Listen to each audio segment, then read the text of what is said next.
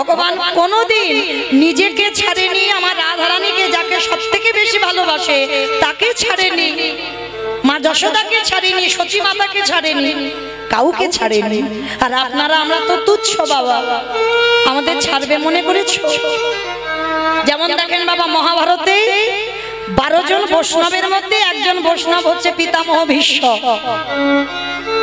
ভালো করে বিচার করবেন বাবা, যারা মহাভারত জ্ঞানী এখানে বসেছে। এই পিতামহ ভীষ্ম নিজে কিন্তু সংসার করেন, যারা পড়েছেন দেখবেন সংসারী কিন্তু নয় ভীষ্ম। হ্যাঁ, তা এই ভীষ্ম সংসার না করেও কিন্তু বাবা কোলে পিঠে করে নাতি পুতিদের মানুষ করেছে, করেনি বাবা? এদিকে এরা 100 জন, আবার এদিকে এরা 5 জন। ছেলের বাবা না হয়েও ছেলেদের মানুষ করেছে। কেন? শুধুমাত্র বাবার সুখের জন্য। কি বাবা, যারা মহাভারত জ্ঞানী জানেন তো, শান্তনু রাজার সুখের জন্য নিজের কত বড় ত্যাগ। সত্যবতীকে যখন বিয়ে করল, প্রতিজ্ঞায় আবদ্ধ করেছিল যে সত্যবতীর গর্ভে যারা আসবে তারাই হবে এই রাজ্যের রাজা। কিন্তু জ্যেষ্ঠ পুত্র ছিল কিন্তু গঙ্গা পুত্র ভীষ্ম। তবু কিন্তু বাবা ভীষ্ম মাথা নিচু করে বলেছিল, মা আমার বাবার সুখের জন্য, আমি দেখেছি আমার বাবা তোমাকে পছন্দ করেছে, নিরজনে আমার বাবাকে কাঁদতে দেখেছি, তাই আমি কথা দিলাম তোমার গর্ভে যে ভাইরা আসবে তারাই হবে এই বংশের রাজা। আমি তোমার চরণ ছুঁয়ে কথা দিলাম, আমি ওই রাজত্বে কোনো অধিকার নেব না। শান্তনু রাজা প্রথমে মেনে নিতে চাইনি, বলছে বাবা তুমি বিশ্বাস করছো না তো, আমি কথা দিলাম মাকে তোমার হাতে তুলে দেওয়ার জন্য আমি কোনোদিন নিজেই সংসারী হব না। সন্তান দেখো বাবা কেমন, বাবার সুখের জন্য নিজে সংসার করলো না, নিজে ব্রহ্মচর্য পালন করলো। শুধু ব্রহ্মচর্য করলো না, নিজে রাজত্ব ত্যাগ করে দিয়ে নাতিপুতি ছেলেদের মতো ওদেরকে মানুষ করলো। সংসারে থেকেও সন্ন্যাসী হলো, সংসারে থেকেও বৈরাগ্য পালন করলো।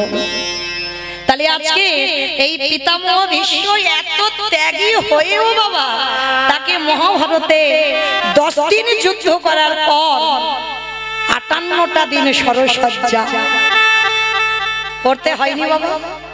দেখেন 12 জন বৈষ্ণবের মধ্যে একজন বৈষ্ণব, তিনি 58টা দিন সরসজ্জার উপরে।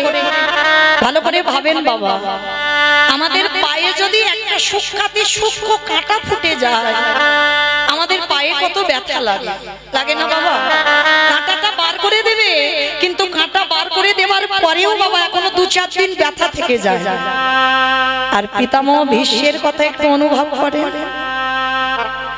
অর্জুনের একটা একটা বাণ প্রত্যেকটা অঙ্গে গাঁথা রয়েছে। যখন রক্তের বন্যা বয়ে যাচ্ছে, ওই তীরের আগা থেকে রক্ত পড়ছে, পঞ্চ পাণ্ডবরা গিয়ে বলেছিল দাদু তুমি এবার মরে যাও, তোমার এই কষ্ট তোমার এই দুঃখ আমরা সহ্য করতে পারছি না, তুমি এবার মরে যাও। বাবা আমরাও বলি, দেখবেন সমাজে কোনো আমাদের আত্মীয় পরিজন যখন বিছানায় পড়ে খুব কষ্ট পায়, আমরা আত্মীয়রা ঠাকুরের কাছে ডাকি, ঠাকুর এবার মানুষটাকে নিয়ে নাও, কারণ ওনার কষ্ট আর দেখা যাচ্ছে না। ভীষ্ম সরসজ্জায় পড়ে আছে, অর্জুন বলছে দাদু আমার জন্য আজকে তোমার এই দুর্দশা, আমার বানে তো তুমি সরসজ্জায় আছো। ভীষ্মের চরিত্র দেখেন বাবা, ভীষ্মের হাত দুটো তো আর জোড়ো করতে পারছে না বাবা, বান মারা আছে, শুধু মাথাটা নিচু হয়ে আছে। কেন মাথাতে বাবা কোনো বান মারা ছিল না? কেন মাথাতে বান দেয়নি? একটাও বান মারেনি মাথাতে। কেন? কারণ এটাই সমাজকে শেখালো, বড় যদি হতে চাও আগে সাধুগুরু বৈষ্ণব চরণে গুরু চরণে নত হতে শেখো। আর যদি তুমি নিচু হতে না পেরেছো, কোনোদিন তুমি উঁচু হতে পারবে না। আজকের ভীষ্মের কাছে সবাই এসে কাঁদছে, দাদু আমরা কত বড় ভুল করেছি। ভীষ্ম বলছে অর্জুন তোমার এই বানগুলো যে আমার গায়ে যখন গাঁথা আছে না, আমার কি মনে হচ্ছে জানো? ছোটবেলায় যখন তুমি দাদু দাদু বলে আমার কাঁধে উঠতে, আমি মাটিতে ঘোড়া হতাম, তুমি আমার কাঁধে চড়তে। আজকে তোমার এই বানগুলো আমার গায়ে যখন গাঁথা আছে, মনে হচ্ছে অর্জুন আমাকে একেবারে আষ্টে পৃষ্ঠে জড়িয়ে ধরে আছে। যুধিষ্ঠিরকে জ্ঞান দিচ্ছে কি করে ধর্ম চালনা করতে হয়, কি করে ধর্ম চালনা করতে হয়, রাজ্য চালনা করতে হয়। ও দাদু, এবার তুমি মরে যাও না দাদু, অনেকদিন তো হলো তুমি কষ্ট পাচ্ছ, তোমার তো ইচ্ছা মৃত্যু, মনে করলে মরবে আর মনে না করলে তুমি মরবে না। ও দাদু, এবার মরে যাও না। ভীষ্মের এই চোখের কোণ দিয়ে বাবা জল টোপে টোপে পড়ছে। স্বরের বিছানার উপরে আছে তো, কাঁদজার বলছে, যুধিষ্ঠির আমি যে মরব, আমি মরেও শান্তি পাবো না। কেন দাদু, তুমি মরে শান্তি পাবে না কেন? তোমার কি হয়েছে? কারণ আমি যে একজনের কাছে ঘোর অন্যায় করে রেখেছি। কে দাদু? সে আমায় ক্ষমা না করলে আমি কি করে মরি বলো? দাদু সে কে? তাহলে কেন তোমাদের ঘরণী দ্রৌপদী, দ্রৌপদীর কাছে ভীষ্ম অপরাধ করে রেখেছিল। বাবা আপনারা জানেন, যেদিন পাশা খেলায় পাণ্ডবরা হেরে গেল, সবকিছু বাজি রেখেছিল, ভাইদের বাজি রাখলো, রাজ্যর বাজি রাখলো, নিজেও বাজি রাখলো, কিছু যখন ছিল না।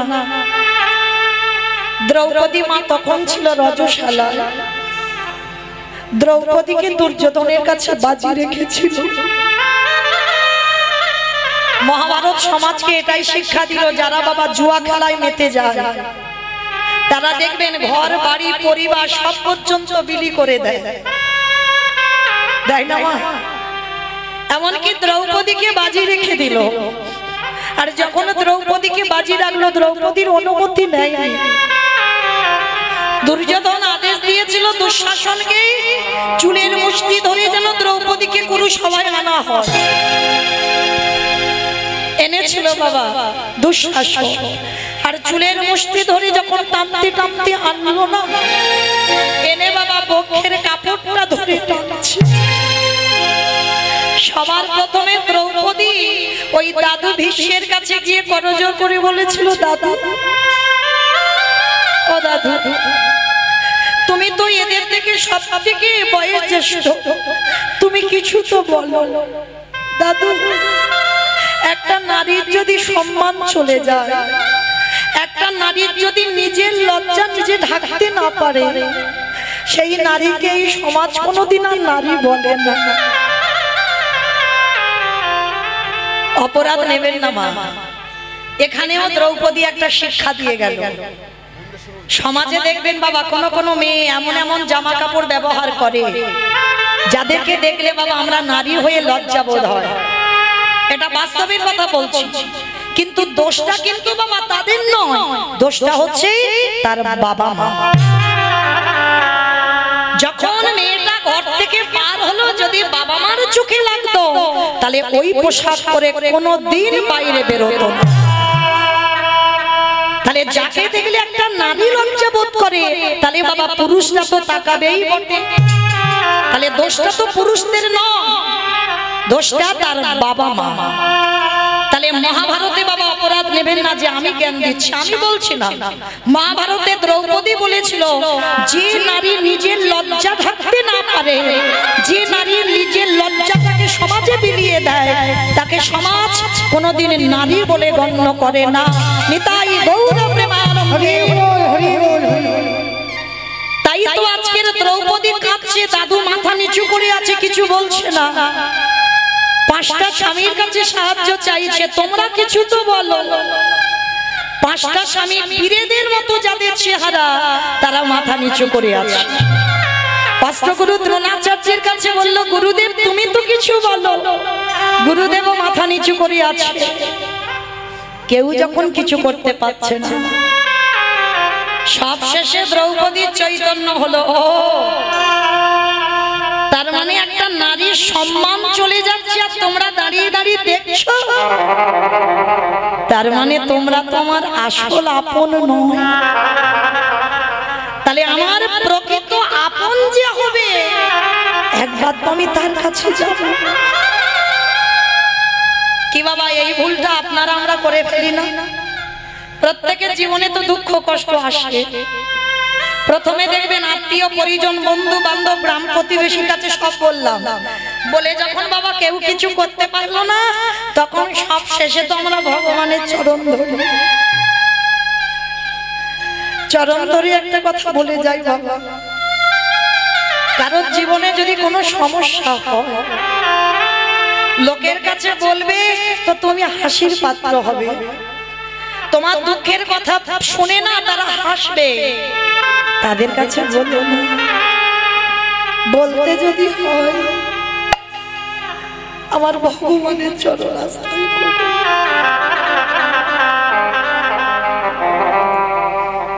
আর এই জীবনে যে একবার কৃষ্ণ চরণ ধরতে পেরেছে, তাকে সমাজে কেউ কিছু করতে পারে না। দ্রৌপদী কাচ্চার বলছে, সখা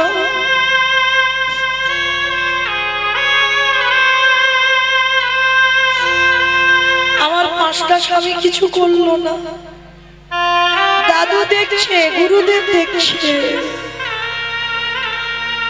এবার তো আমি দিশেহারা। বক্ষের কাপড়টা এক হাতে ধরে আছে, এক হাত দিয়ে ডেকেছিল, হে ব্রজেন্দ্র নন্দন কৃষ্ণ দেখা দাও। এলো না। হে দ্বারকাধিপতি কৃষ্ণ দেখা দাও। এলো না। হে গোলকপতি কৃষ্ণ দেখা দাও। এলো না। তিনবার ডাকা হয়ে গেল, কৃষ্ণ আসছে না। দ্রৌপদী বলে বলো, তার মানে তুমিও চাও যে আমি এই সবার মাঝে বিবসনা হই? বেশ, তবে শুনে রেখো কৃষ্ণ, যেদিন থেকে আমার জন্ম হয়েছে এই দেহ মন প্রাণ আমি তোমার চরণে দিয়েছি। আমার বলতে যা কিছু আছে সব তোমার দিয়ে দিয়েছি। এবার দেখি তুমি কি করো। দুটো হাত ছেড়ে দিয়ে শুধু একবার ডাক দিয়েছিল, হে প্রাণপতি দেখা দাও। হে প্রাণপতি দেখা দাও। হে প্রাণপতি দেখা দাও। হে প্রাণপতি দেখা দাও।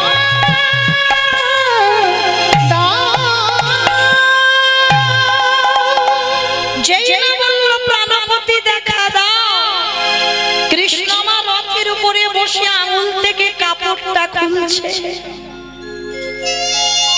এই কাপড়টা তো দ্রৌপদী দেওয়া বাবা, জানো তো? সেই শিশুপাল যেদিন বধ হয়েছিল, হরি বলে একটু দাঁড়া, শিশুপাল যেদিন বধ হয়েছিল সেদিন ওই দ্রৌপদী যে হাতে সুদর্শন ধরেছিল, আঙুলটা কেটে গিয়ে রক্ত ঝরে ঝরে পড়ছে।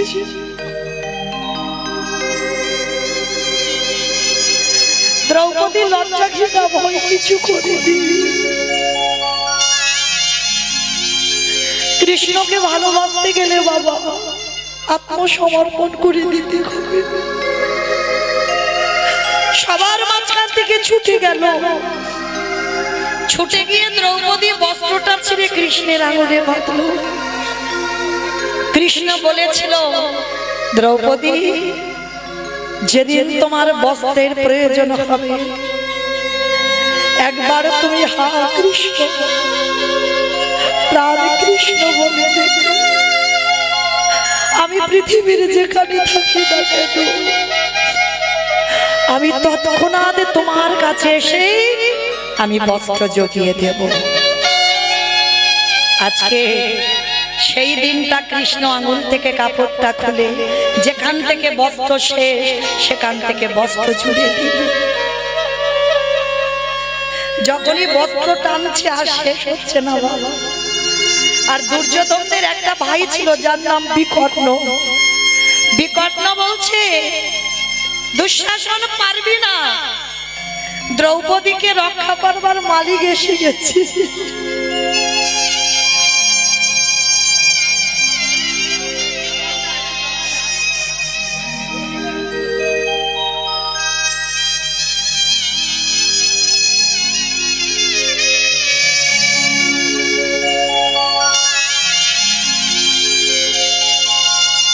দ্রৌপদীকে রক্ষা করবার মালিক দাঁড়িয়েছে।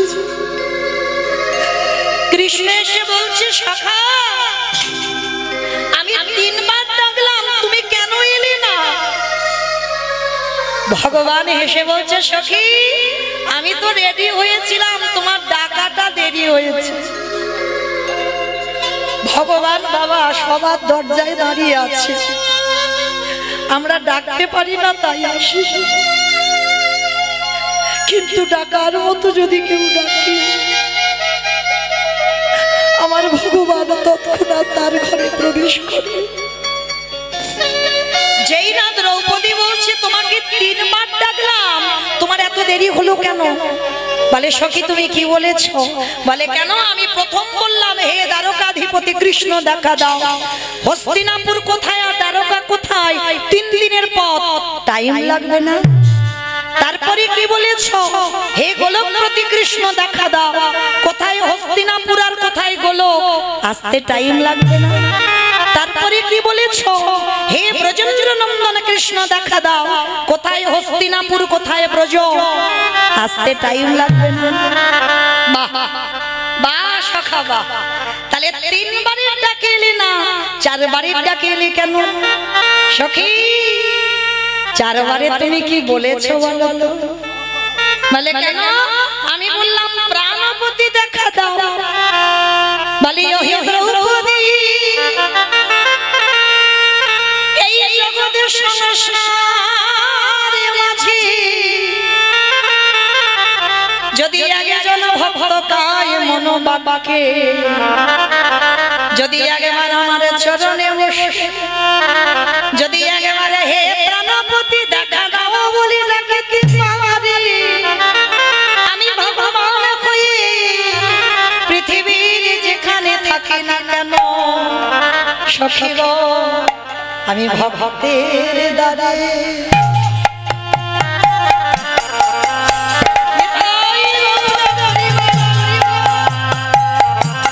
দাদা ছোটে যে জনে ডাকা দেব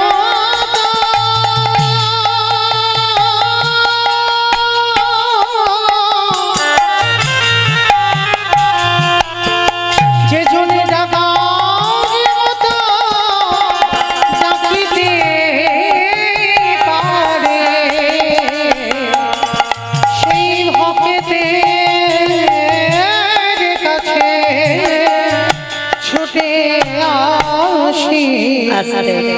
সেই দ্রৌপদী যখন দাদুকে ক্ষমা করে দিল, এইবার ভীষ্ম সরসজ্জায় পড়েছে বাবা প্রাণ হারাবে, আমার ভগবান এসে দাঁড়িয়ে আছে। কারণ দক্ষিণায়নে যদি কেউ দেহ রাখে বাবা তাকে আবার মনুষ্য কুলে আসতে হবে, আর উত্তরায়ণ চলাকালীন যদি কেউ ভক্ত প্রাণ হারায় তাকে দেবলোকে চলে যেতে হবে। তা এইবার ভীষ্ম দেহত্যাগ করবে। এইবার কৃষ্ণ এসে বলছে ভীষ্ম আমি জানি তুমি আমার দেহত্যাগ করবে, আচ্ছা বলো তো ভীষ্ম তুমি আমার যাওয়ার সময় কোন রূপে দেখতে চাও? 5 মিনিট। কোন রূপে দেখতে চাও? বলে শোনো আমাকে যদি বলো বৃন্দাবনের কৃষ্ণ আমি সেই রূপে দেখাবো, যদি বলো দ্বারকার কৃষ্ণ আমি সেই রূপে দেখাবো, যদি বলো মথুরার কৃষ্ণ আমি সেই রূপে দেখাবো, বলো তুমি কোন রূপ দেখতে চাও? ভীষ্ম কেঁদে বলল কৃষ্ণ দয়াময় আমি বৃন্দাবনের কৃষ্ণ রূপে দেখতে চাই না, আমি মথুরার কৃষ্ণ রূপে দেখতে চাই না, আমি দ্বারকার কৃষ্ণ রূপে দেখতে চাই না। ওমা আমার বৃন্দাবনের রূপটা তো সব থেকে সৌন্দর্য। গোপবেশরে বেনু করে নব কৈশোরে নটবর, ওই রূপটা তো সাধু মুনি ঋষি সবাই চায়। আর তুমি বলছো ওই রূপ দেখবে না, তাহলে কোন রূপ দেখবে? ভীষ্ম নয়ন জলে এসে বলল কৃষ্ণ রে, যদি রূপে দেখাতে চাস ওই কুরুক্ষেত্রের রণাঙ্গনে অর্জুনের রথের সারথি হয়ে যে দাঁড়ালি, আমারে দেখে কি মনে হলো জানিস? সত্য যুগে দেখলাম, ত্রেতা যুগে দেখলাম, দ্বাপর যুগে দেখলাম আমারে ভক্ত ভগবানের চরণ তলে বসে কাঁদে। আরে কুরুক্ষেত্রের রণাঙ্গনে তোকে দেখে কি মনে হলো জানিস? অর্জুন দাঁড়াইছে উপরে, আরে তুই ঘোড়ার লাগামে ধরে নিচে দাঁড়িয়ে আছিস। দেখে কি মনে হলো জানিস? আজ ভগবান ধরে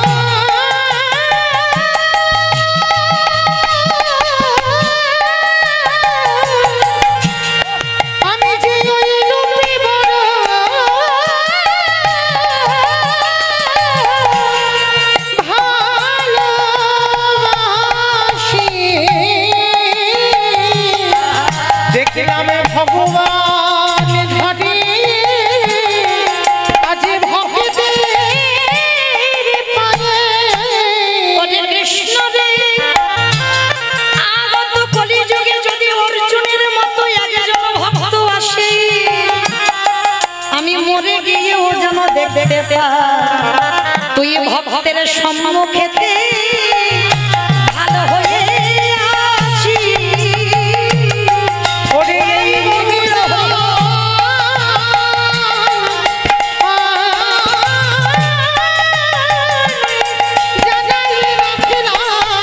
ভক্তের সম্মুখেতে ঢালে হয়ে ভক্তচরণে আমার নিবেদন, আমার এই দিদি ভাইরা, আমার দাদা ভাইরা অনেক কষ্ট করে, অনেক পথ পরিশ্রম করে এই হরিনাম যজ্ঞের আয়োজন করেছেন। আমার বহু বহু ভক্ত সেবারও আয়োজন চলছে, তাই আপনাদের কাছে যাচ্ছেন। বাবা আছে বলে কীর্তন হবে না, এটা কলিযুগ, দাঁড়ে দাঁড়ে ভিক্ষা করতে হবে। মা মনে রেখো, ওরা পেটে খাবার জন্য করছে না, ভগবত সেবার জন্য করছে। তাই আপনাদের কাছে যাচ্ছে, যার যেমন সামর্থ্য, যার যেমন ক্ষমতা আছে, আপনারা কৃপা করে ওদেরকে একটু দান করবেন। নিতাই গৌর প্রেমানন্দে হরি বল। তাহলে বাবা কর্মফল তো ছাড়ে না, তাহলে আজকের আমরা লীলাতে এই ভোলি বাবা এক বালতি করে জল আর এক বালতি করে দুধে পাইল করত। আমাইরা দান দেন, কিন্তু ধ্যানটা যেন লীলাতে থাকে, কেমন যেন গন্ডগোল আওয়াজ না হয়, সুন্দর পরিবেশটা যেমন ছিল তেমন যেন থাকে। তা এইবার এক গ্লাস করে জল, এক গ্লাস করে ওই জল মাখানো দুধ প্রতিদিন আমার মন্দিরের গোপীনাথকে দেয়। একদিন গোপীনাথ মনে মনে ভাবছে, ভোলি তোর তো কিছু অভাব নেই, বল একটা গাভী এক বালতি করে দুধ হয়, আর তুই কিসের জন্য তাতে আমার এক বালতি জল পাইল করিস? এটা তো অন্যায়, এটা তো পাপ। তবে বলি এর জন্য তোকে একটু শাস্তি পেতে হবে। আমি তোকে পরীক্ষা নেব, দেখবো তুই কত বড় ভক্ত আমার। তা প্রতিদিন বাবা ওই জল মাখানো দুধ দেয় গোপীনাথকে, আজকেরও দিয়েছে। আর দিতে গিয়ে কি হয়েছে জানো মা? যমুনা থেকে এক বালতি জল তুলেছি, আর জলটা তুলে যখন দুধের সঙ্গে মাখিয়েছে, ওতে আমার ভগবান চালাকি করে দুটো ছোট ছোট মাছ ফেলে দিয়েছে। এইটা তো ভোলি জানে না, দুটো মাছ ফেলে দিয়েছে। আর প্রতিদিন বাবাজিকে বলে, বাবাজি আমার এই দুধ দিয়ে গোপীনাথকে ভোগ লাগিও, কেমন? তা প্রতিদিন বাবা গোপীনাথকে ভোগ লাগায়। তা আজকের গোপীনাথের দুধটা নিয়ে গোপীনাথের দুটো গ্লাস, তা যেই না বাবাজি মহারাজ একেবারে ওই গ্লাসে দুটো জল দিয়েছে, আর সঙ্গে সঙ্গে আমার ভগবানের কৃপায় ওই দুধেতে ছোট্ট ছোট্ট দুটো মাছ পড়ে। আমার বৈষ্ণব ঠাকুর রেগে যাবে না? রেগে গিয়ে ভোলিকে ডেকে বলে বললেন, আপদার্থ, তোর এত বড় স্পর্ধা, তুই জানিস না আমার গোপীনাথের ভোগে কোনোদিন মাছ দেওয়া হয়? আর তুই কিনা এই দুধে মাছ দিয়েছিস। অবাক হয়ে গেল ভোলি। বাবাজি আপনি কি বলছেন? আমি দুধে মাছ দেবো কেন? আমি তো জানি গোপীনাথ এই দুধটা খাবে, আমি মাছ দিইনি। তবে তুই বলতে চাচ্ছিস আমি মিথ্যা কথা বলছি? দেখবি চল। হাতটা ধরে টানতে টানতে নিয়ে গেছে, আর নিয়ে গিয়ে যেই না গোপীনাথের গ্লাসের দিকে তাকিয়েছে, বাবাজি মহারাজ দেখছে বাবা গ্লাসে দুটো মাছ ভাসছে, কিন্তু ভোলি দেখছে কোন গ্লাসেই মাছ নেই। সবটাই ভগবানের পরীক্ষা। এইবার ভোলি দেখে বলছে, বাবাজি কই, আমি তো মাছ দেখতে পাচ্ছি না। তবে রে, তার মানে তুই আমাকে মিথ্যাবাদী বানাতে চাইছিস? হ্যাঁ, আমি নিজের চোখে দেখছি দুটো গ্লাসে মাছ চড়ছে, আর তুই বলছিস মাছ নেই। ওই গ্লাসে দুধটা ঢেলে দিয়ে ভোলির হাতে দিয়ে বলছে, দূর হয়ে যা, আজকে থেকে তুই মন্দিরে কোনোদিন পা দিবি না, আর আজকে থেকে তোর এই গ্লাসে দুধ নিয়ে আমার গোপীনাথের সেবা হবে না, হবে না, হবে না। গ্লাস ভর্তি দুধটা ভোলিকে দিয়ে দিল। মনে রেখো মা, যার যেমন ভাব তার তেমনই তোলা। গ্লাসের দুধটা ভোলি বুকে করে নিয়ে বলছে, গোপীনাথ, বাবাজি ঠাকুর বলছে মাছ আছে, কিন্তু আমি তো দেখতে পাচ্ছি না, বল। আজকে থেকে আমাকে এই সমাজে এক ঘরে করে দিল, আমার দুধ নিয়ে তোর আর সেবায় দেবে না। শুধু সেবা বন্ধ হলো না, আজকে থেকে তোর মন্দিরে আমার আশাও নিষেধ। কাঁদতে কাঁদতে ভোলি প্রতিজ্ঞা করলো, ভোলি গোপীনাথ, আজকে থেকে আমি প্রতিজ্ঞা করলাম, এই দুধ তুই যতদিন না খাবি, আমি কথা দিলাম আমি জলস্পর্শ করব না। মায়েরা কোনো দেবদেবী নয়, কোনো মন্ত্রতন্ত্র কোনো জ্ঞান নেই বাবা, শুধু এক গ্লাস করে ওই দুধ গোপীনাথকে দিয়ে এটুকুই তার ভালোবাসা। তা আজকে থেকে যখনই ওর দুধে গোপীনাথ সেবা হবে না, প্রতিজ্ঞা করলো আজকে থেকে তুইও যদি না খাস আমিও জলস্পর্শ করব না। আর এই যে বাবা ভোলি দুধে মাছ দিয়েছে বলে গ্রামের লোকজন সব জেনে গেল, আর তাতে গোপীনাথে ওই যে ভোলির যে গাভীটার দুধ হতো কেউ আর দুধ কেনে না। সবাই তো জেনে গেল ভোলি দুধে জল দেয়, কেউ আর কেনে না। হঠাৎ 3 দিনের মধ্যে ভোলির ঘরে ছটফট করতে করতে গাভীটার মৃত্যু হয়ে গেল। ভগবানের পরীক্ষা এমনই হয় মা, যার থাকে তার অনেক দেয়, আর যার কিছু থাকে না তার আর কাঙাল করে দেয়।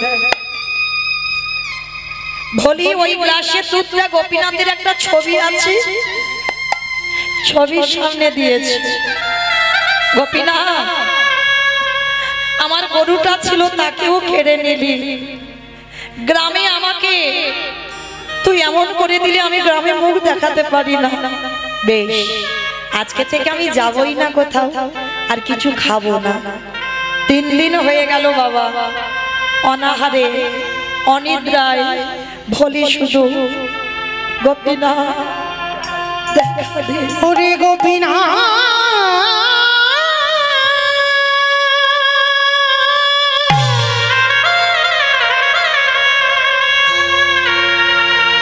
একেবারে দেখা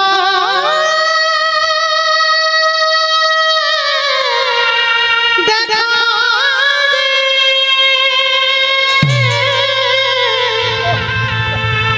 ওরে তুই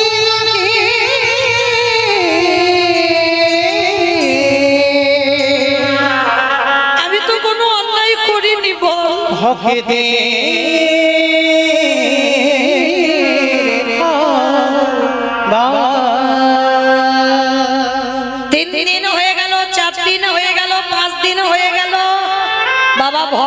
আছে বলে তো ভগবান সেবা পায়। কি গো, এই এতজন ভক্ত দাঁড়িয়ে আছে, বসে আছো, আমি কীর্তনী আমার সম্প্রদায়, এদের মধ্যে এমন এমন ভক্ত আছে বাবা তোমরা নিজেরা জানো না। তোমরা সেবা দিলে তবে আমার ভগবানের সেবা হয়, আর তোমরা যদি সেবা না দাও আমার ভগবান উপবাসে কাটা। বলি দুধ যেত গোপীনাথ খেত, 3 দিন 4 দিন 5 দিন 1 সপ্তাহ হয়ে যাচ্ছে, বলি দুধ যায় না, আর গোপীনাথ 1 সপ্তাহ কিছু খায় না। ভগবান মনে মনে চিন্তা করছে তবে কি আমি বেশি পরীক্ষা নিয়ে ফেললাম, যাই একবার দেখি ভক্ত কেমন আছে। একাদশীর পরের দিন দ্বাদশী, আর মনে রেখো মা ভগবান বেশিরভাগ ভক্তের বাড়িতে যায় দ্বাদশীতে, আর এই দ্বাদশীতে আমাদের টাইম মতো পারণটা ঠিক করতে হয়। লাঠি ঠুকে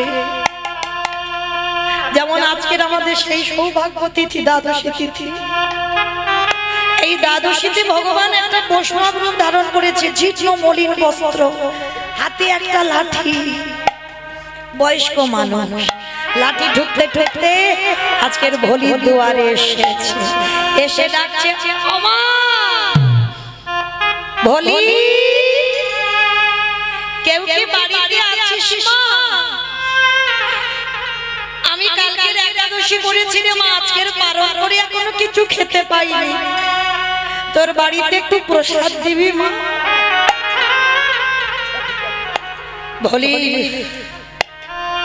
ভোলির যেই না কানে আওয়াজ গেছে,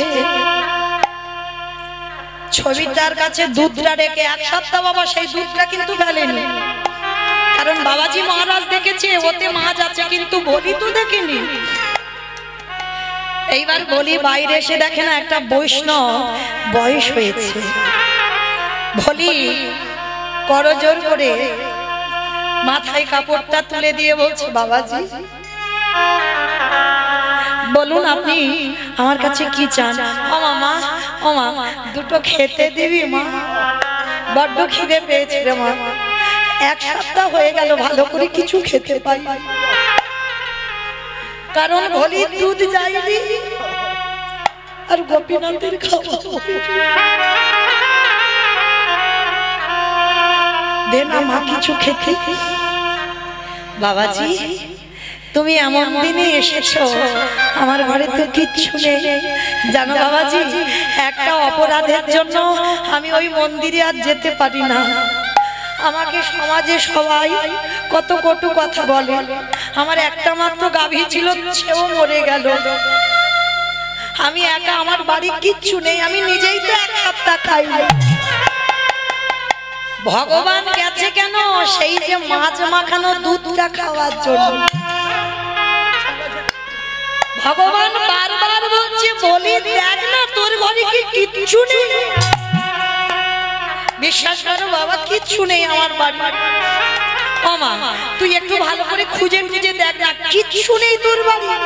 ভগবান বারবার মনে করাচ্ছে সেই 1 সপ্তাহ আগে যে দুধটা ফেরত দিয়েছিল সেই দুধটা তো আমার ছবির সামনে বসানো, দেখ না মা কিচ্ছু কি নেই। হঠাৎ ভোলির মনে পড়ে গেল সেই যে ছানা কেটে গেছে। বাবা আমাদের নয় দুধের ব্যবসা জানি, যাদের দুধের ব্যবসা নয় তারাও কিন্তু জানে দুধ যদি রেখে দেওয়া যায়, যদি জাল না দাও ছানা কেটে যায় না, আর 1 সপ্তাহ মানে বাবা সে তো টক হয়ে যাবে, গন্ধ হয়ে যাবে, পচে যাবে। ওই দুধ খাওয়ার জন্য আমার গোপীনাথ এসেছে, বারবার বলছে দেখ না মা। ভোলির মনে পড়ে গেল, তাই তো মনে পড়ে গেছে, সত্যি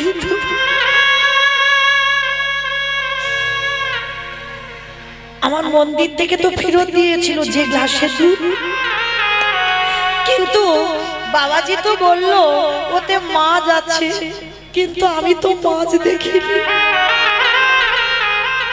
বাবাজি বলেছে মাছ আছে, কিন্তু আমি তো মাছ দেখিনি। গোপীনাথ অপরাধ হয় হোক, আমি এই মাছ মাখানো দুধ আমি আমার গোপীনাথকে মনে করে ওই বয়স্ক বাবাজিকেই সেবা দেব।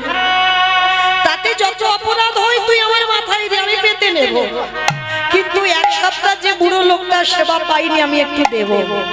ওই গ্লাসের দুধটা নিয়ে গেছে, আর ভগবানের যেন আনন্দের সীমা নেই। ওই ভক্তের হাতে যেই না দুধটা দেখেছে, ভগবান আকুপাকু করে তাড়াতাড়ি করে ওই ভক্তের হাত থেকে ওই প্রেম মাখানো, ওই যে ভালোবাসা মাখানো ওই দুধের গ্লাসটা কিনে ওরে ভোলি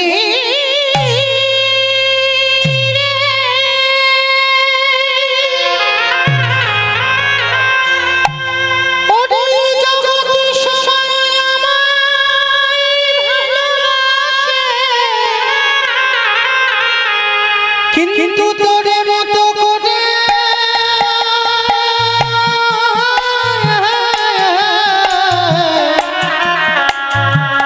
ভক্তি দিয়ে আমার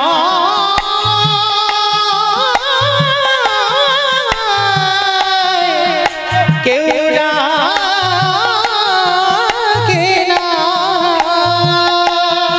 গোপীনাথে তাড়াতাড়ি করে ভোলির হাত থেকে গ্লাসটা কেড়ে নিয়ে ভগবানই আমার সাগরে ওই ভক্তের প্রেমে মাখানো ভালোবাসা মাখানো এক সপ্তাহ আগে কারার ছানা কেটে যাওয়া দুধ আমার গোপীনাথ কেমন আনন্দে গ্রহণ করে। ও যে ভক্তি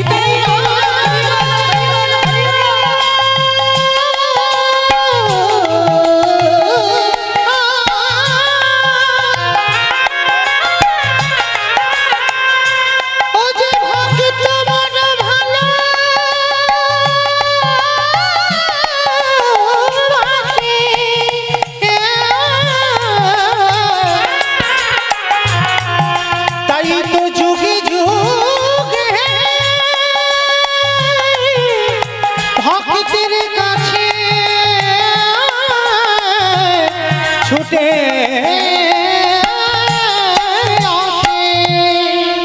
এইবার গোপীনাথ বৈষ্ণব সেজে বলছে, ওমা বড় তৃপ্তি পেলাম রে মা তোর ওই দুধটা খেয়ে। ও মামা এবার একটু রাত্রিবেলাটা তোর বাড়িতে একটু থাকতে দিবি মা। অট্টালিকা শ্বেত পাথরের মন্দির ছেড়ে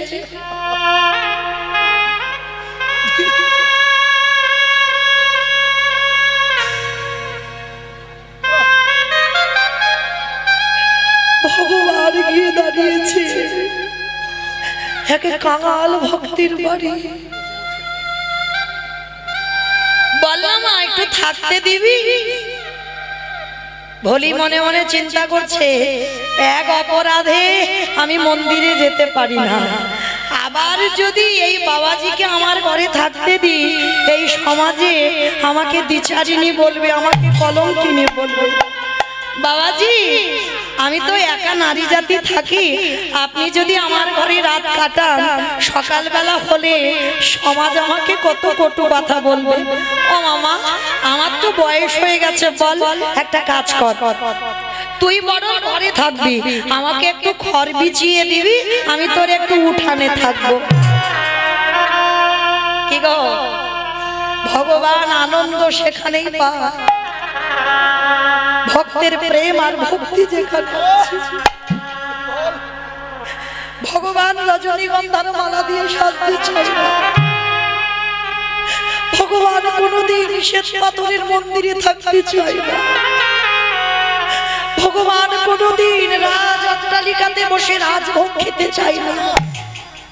শুধু যদি একবার নয়ন জলে ভক্তি প্রেম দিয়ে যে ডাকে সে খেতে ঘর হলেও ভগবান তার দরজায় যায়। এইবারে যেই না মা ভোলি মনে মনে ভাবছে এত বয়স্ক লোক কনকনে ঠান্ডা ঠক ঠক করে কাঁপছে, বয়স হয়েছে তো বাবাজি ঠিক আছে, আমার ভাগ্যে যা লেখা আছে লেখা আছে, তুমি বরং আমার ঘরের ভিতরে থাকো আর আমি একটা দিন আমি বাইরেটাই কাটিয়ে দিই। আমার গোপীনাথ মনে মনে ভাবে ভোলি রে এমন রে দিয়ে ভালোবাসা আমাকে কেউ কোনোদিন ডাকে না ওরে ভোলি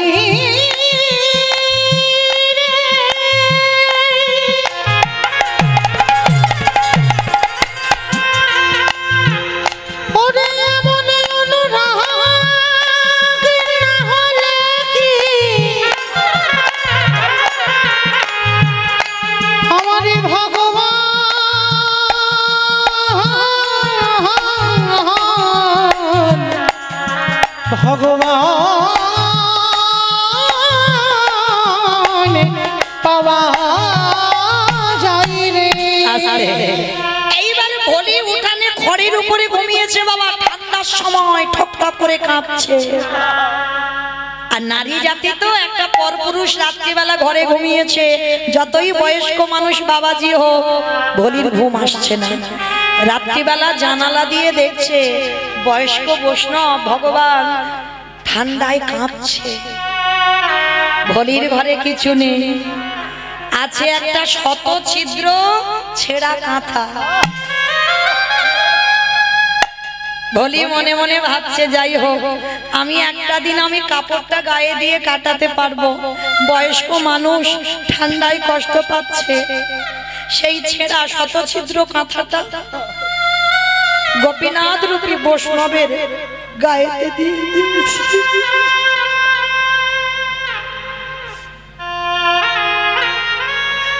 গোপীনাথ ওই ছেঁড়া কাঁথাটা বুকে জড়িয়ে ধরেছে। ভক্তের প্রেম ভালোবাসা আছে যে ওতে, কিছুতে আর কাঁথাটা ছাড়ছে না।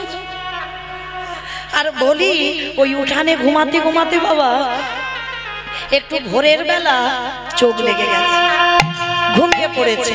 আর যেই না বলি ঘুমিয়েছে, ভগবান তো ঘুমাতে যায়নি গো, ভক্তকে কৃপা করতে গেছে। তা যেই বলি ঘুমিয়েছে আমার গোপীনাথ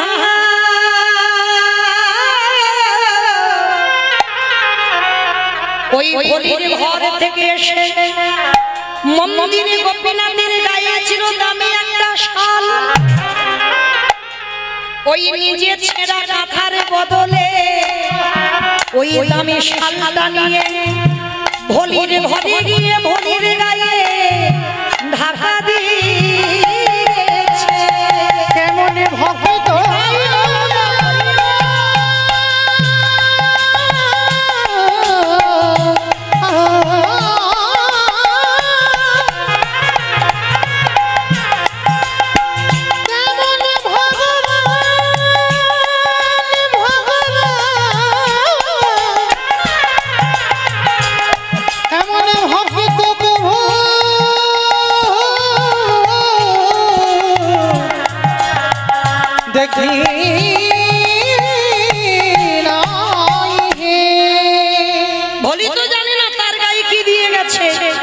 সকাল হয়ে গেল, কাকপক্ষে ডাকছে, ভলির একটু দেরি হয়ে গেছে। ওই ভোরের বেলা ঘুমিয়েছে না, আর উঠে দেখে না, তাড়াতাড়ি করে ওই গায়ে কি আছে ওটা খেয়াল নেই, তাড়াতাড়ি করে উঠে দরজার ভিতরে গিয়ে দেখে না সে বাবাজি নেই। বাবাজিও নেই, আর তার ছেঁড়া কাঁথাটাও নেই।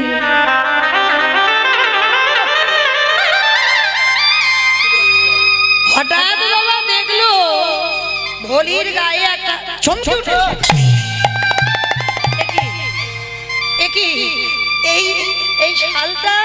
এই শালটা তো আমার গোপীনাথে। আমার যারা গৌর গোবিন্দ সেবা করো, যারা গোপাল সেবা করো, যারা আমার শিব বিগ্রহ অর্চন করো, প্রতিদিন তো দেখো ভগবানের গায়ে কি পোশাক আছে। তা ভলি তো প্রতিদিন মন্দিরে যেত, সে জানতো যে গোপীনাথের গায়ে কি কি রঙের পোশাক আছে, কি আছে। আর সেই গোপীনাথের শালটা ভলির গায়ে। কত ভক্তিমতী মা, কাউকে কিছু বলেনি, শালটা ভালো করে ভাঁজ করে হাতে নিয়ে ছুটতে ছুটতে গেছে। ছুটতে ছুটতে গিয়ে ওই বৈষ্ণব বাবাজিকে ডেকেছে, বাবাজি বাবাজি বাবা, আবার তুই মন্দিরে পা দিয়েছিস, বেরিয়ে যা, তোকে বলেছি না কোনোদিন মন্দিরে আসবি। বাবাজি বাবাজি আমি মন্দিরে আসিনি, তুমি যেদিন থেকে বারণ করেছো কোনোদিন প্রতিজ্ঞা করেছি আমি মন্দিরে পা দেব না। তাহলে কেন এসেছিস? বাবাজি জানো, কালকে রাত্রিবেলা না তোমাদের এই মন্দিরের গোপীনাথ আমার বাড়িতে গিয়েছিল, আর গিয়ে জানো এই আমার ছেঁড়া কাঁথাটা নিয়ে চলে এসেছে, আর গোপীনাথের এই দামি শালটা আমার গায়ে দিয়ে চলে এসেছে। কি মায়েরা কাউকে বললে বিশ্বাস করবে? তুমি যদি এই মালঞ্চতে কীর্তন শুনতে এসেছো, যদি আমার মন্দিরের শিব বিগ্রহ নিজের পরনের উত্তরীয়টা তোমাকে দিয়ে দেয়, তুমি যদি কাউকে বলো, কেউ বিশ্বাস করবে?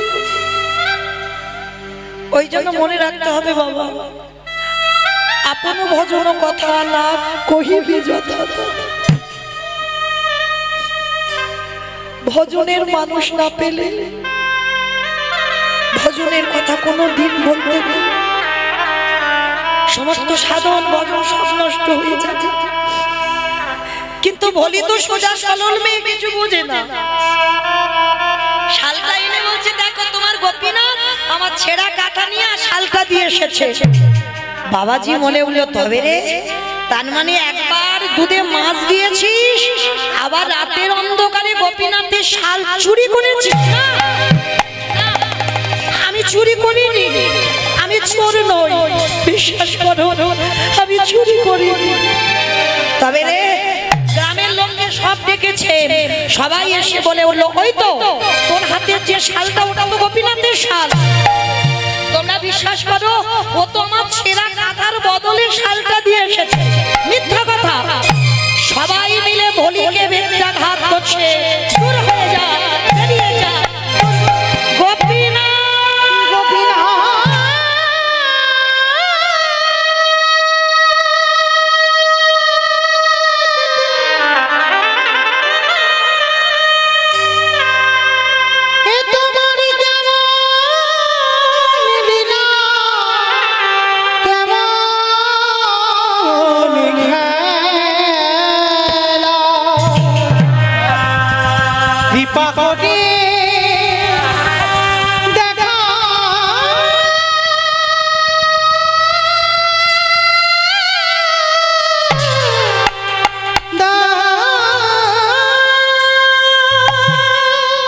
ভেবেছিলাম তোকে নিয়ে আমি সুখে সংসার করব, যে সুখের ঘর বাঁধতে চাইলাম আমি সুখের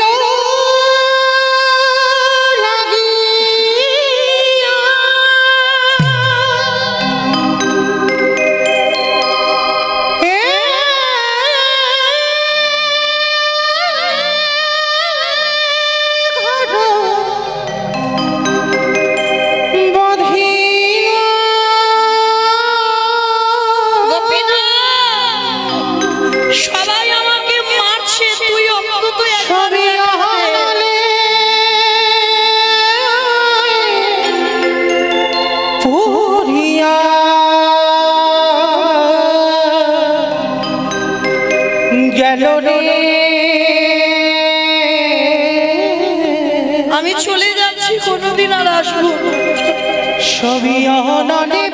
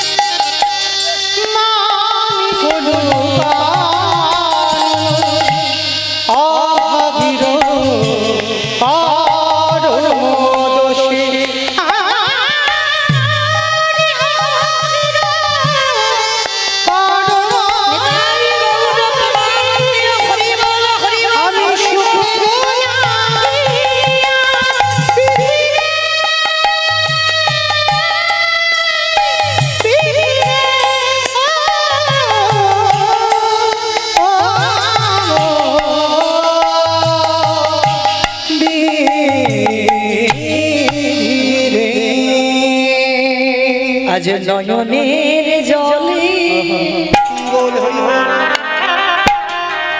এত মারা মেরেছে ভক্তের সারা অঙ্গ দিয়ে রক্ত ঝরে।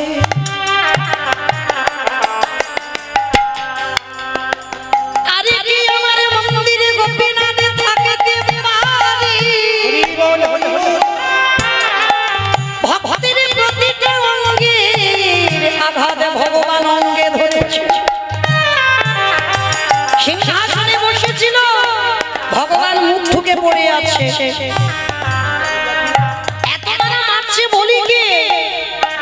শেষ পর্যন্ত বাবাজির কষ্ট হচ্ছে। বাবাজি বলছি দাঁড়া, ওকে মেরো না, ও তো এত মার মারছো তো মরে যাবে মেয়েটা, দাঁড়াও দাঁড়াও দাঁড়াও। ও যে বারবার বলছে না ওর কাঁথা নাকি আমাদের গোপীনাথ নিয়ে এসেছে, চলো তো একবার দেখি। ধীরে ধীরে মন্দিরে গিয়ে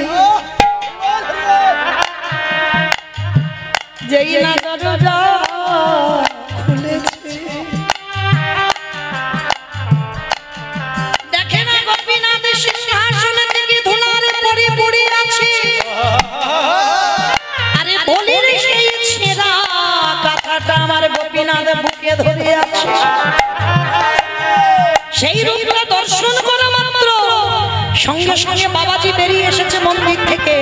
বেরিয়ে এসে একেবারে বলির চরণে আছাড় খেয়ে বলল,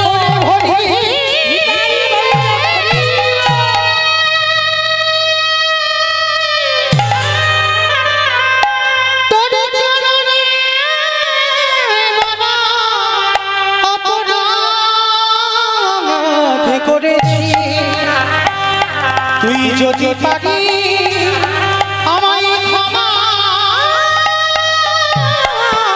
করে দে।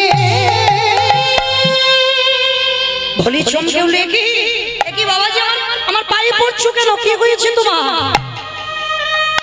যেই না চরণটা ধরেছে বলি পাটা ছাড়িয়ে দিয়েছে, বাবাজি পা ছাড়ছে না। বলি রে এই জগৎ সংসার মাঝে ভগবানকে ডাকালে হবে না, যদি কোনো ভক্ত গুরু চরণ আশ্রয় করে, যদি একবার ভক্তের চরণ সেবা করতে পারে, আমার ভগবান সারা জীবন তারে দরজায় বন্দী ওছে ভাবতে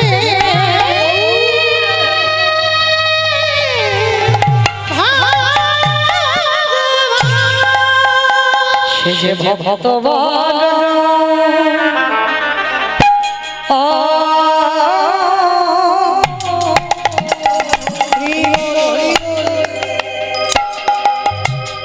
ভালো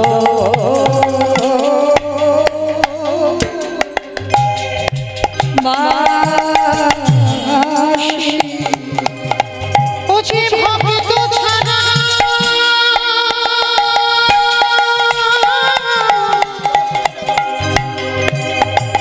ওছে ভক্ত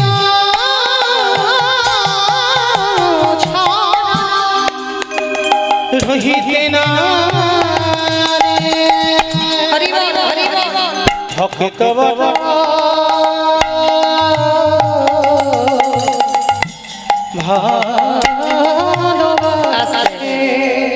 গোপীনাথ দৈববাণী করলো, পূজারী তুমি প্রতিদিন আমায় ভালোবেসেছো, ডেকেছো বটে, কিন্তু ওই বলির এক গ্লাস করে ওই দুধ খাইয়ে সারা জীবন আমায় কিনে নিয়েছে। বাবাজি মহারাজ গিয়ে বলল, বলি আজ থেকে আমি গোপীনাথের সেবা করব না, আজ থেকে আমি তোর চরণ সেবা করব। আর শোন, আর এই তোর চরণ সেবা করতে করতে আমি একদিন যদি তোর কৃপা পেয়ে যাই, তাহলে অচিরে কৃষ্ণ কৃপা ভক্ত ছাড়া সেবা করিলে অচিরে কৃষ্ণ কৃপা হবে। এইবার বলি নয়ন জলে যেই না কাঁদলো, ভক্ত বাৎসল্য ভগবান থাকতে পারলো না, বলিকে বললো, বলি তোর সাধনা সঠিক, তোর ভজন সঠিক, তোর নয়ন জলে আমি সারা জীবন তোর কাছে ঋণী হয়ে রইলাম। তাহলে মায়েরা মনে রাখলে কি এইটুকু লীলা শুনে, ভক্তি যার কৃষ্ণ তার সর্বশাস্ত্রে কয়, ভক্তি না থাকিলে কৃষ্ণ দেখিও বা কিবা হয়।